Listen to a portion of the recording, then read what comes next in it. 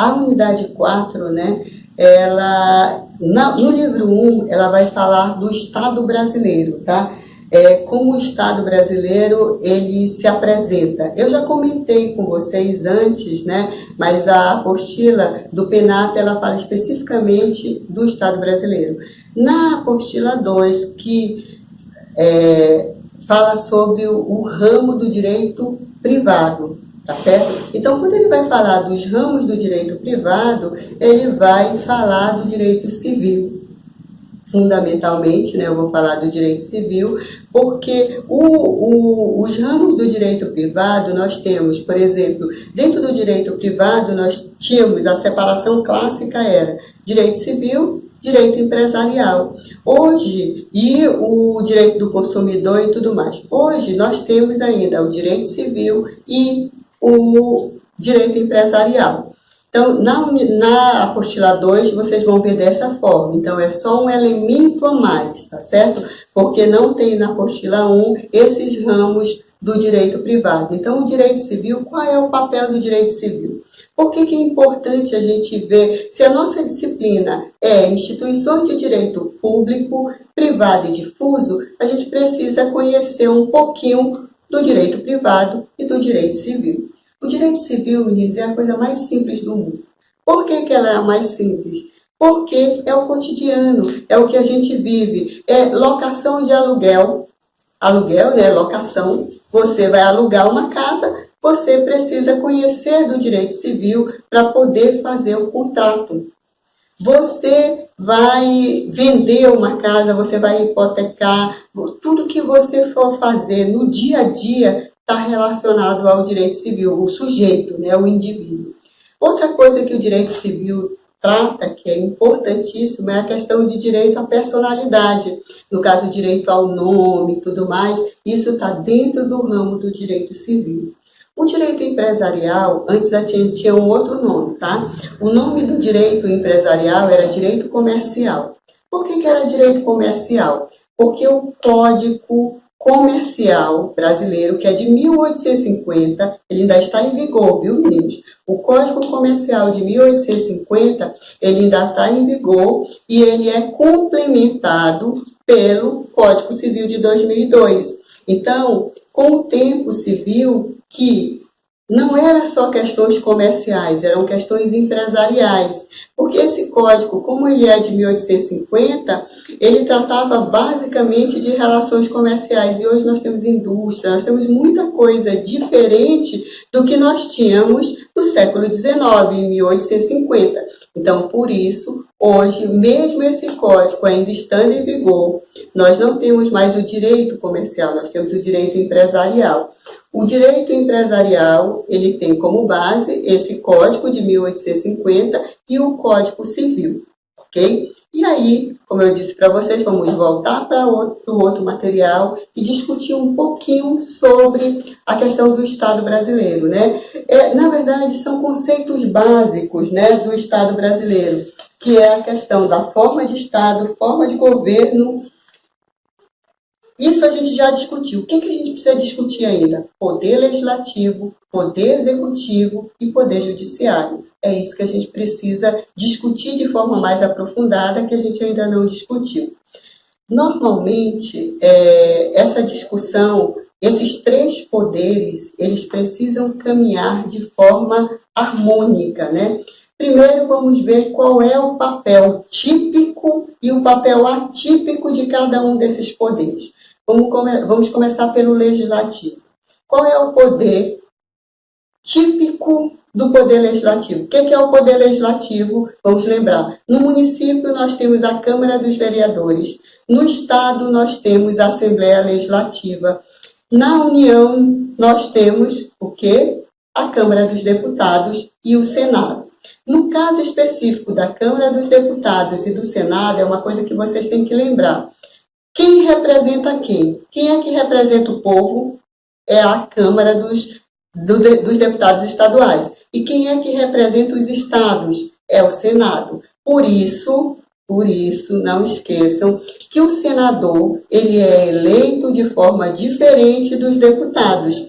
Os deputados, eles são eleitos de forma proporcional. E o senador é feito de forma direta. Você vota no senador que você quer, porque cada estado, por mais que seja o menor estado, ele tem que ter um número de senador igual, até por conta da questão de nós sermos uma confederação. Então, os estados, eles são iguais, não importa a densidade populacional, não importa a produção econômica, o que importa é que todos eles são estados brasileiros, por isso eles precisam ser representados de forma igualitária. Então, nós temos, o estado do Amazonas tem os seus 3 senadores. Tá, ok? E a eleição ela é de uma forma diferente. Primeiro se elege 1/3, depois 2/3, para nunca o Estado ficar sem representante.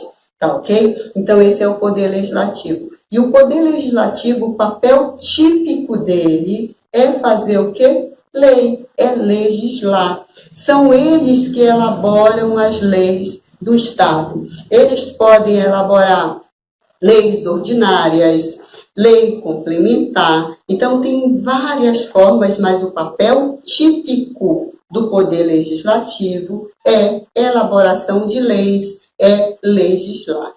Eles podem fazer papéis atípicos? Podem fazer. Tipo, qual é um papel atípico do Poder Legislativo?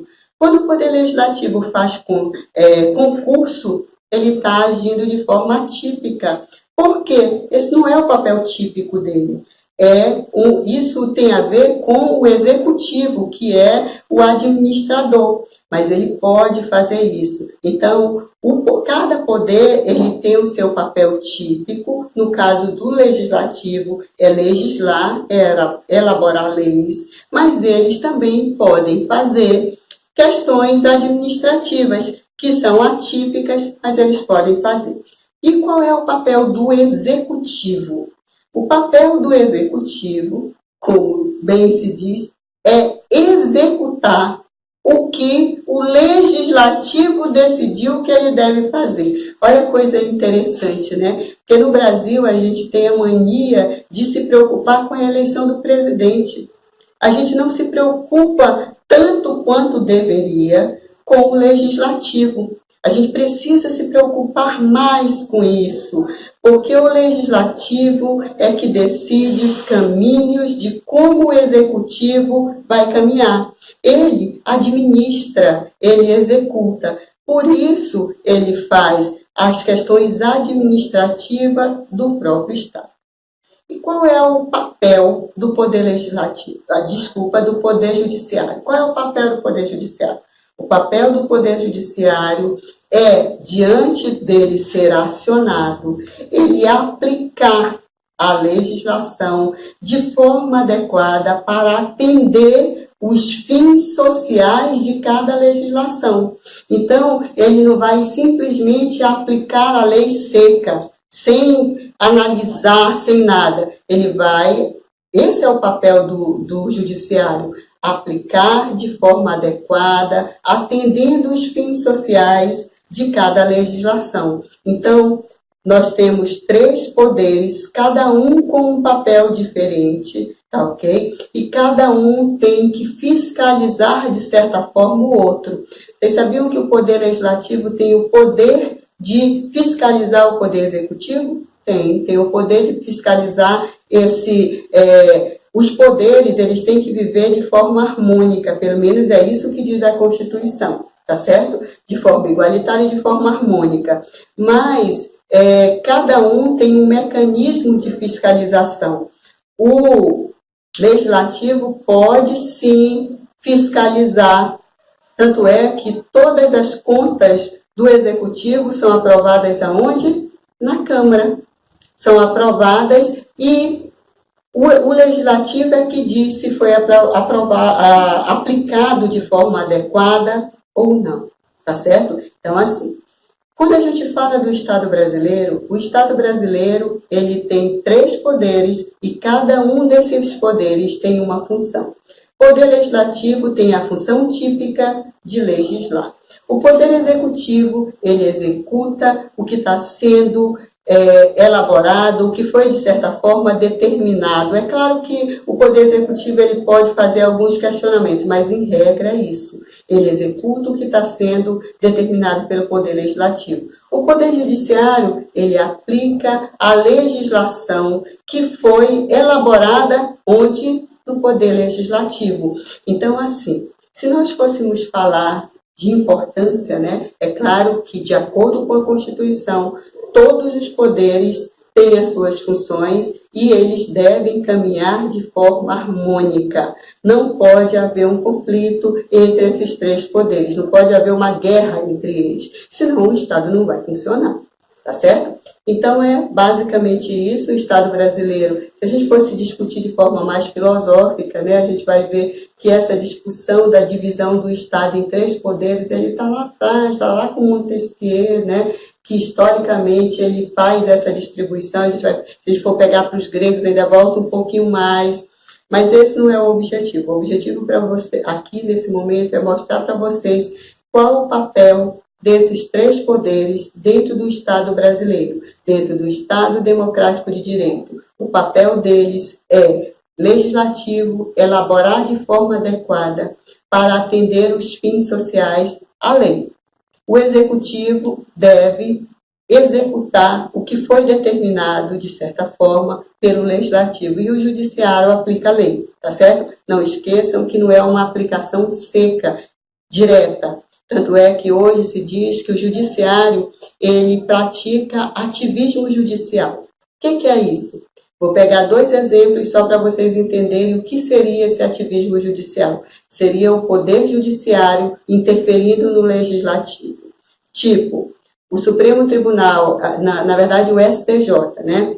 O STJ ou o TST. Vamos pegar primeiro o TST. O TST é o Tribunal Superior do Trabalho. O Tribunal Superior do Trabalho, ele durante muito tempo, durante esses 70 anos de CLT, ele elaborou súmulas e OJs, tá certo?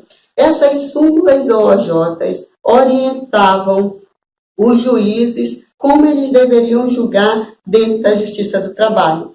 Eles pegavam a legislação, vou pegar um exemplo da súmula 331. O que a súmula 331 ela fazia? Ela é uma súmula do TST. Ela deve ser cancelada, tá? Porque o STF já julgou uma ADIM contra essa súmula. A súmula 331, ela previa sobre a questão da terceirização no mundo do trabalho, como é que ela deveria ocorrer. E nessa súmula se dizia que não podia ter terceirização em atividade fins. E hoje o STF já disse que pode. Essa súmula ela ainda não foi cancelada, mas o STF já tem um posicionamento sobre isso.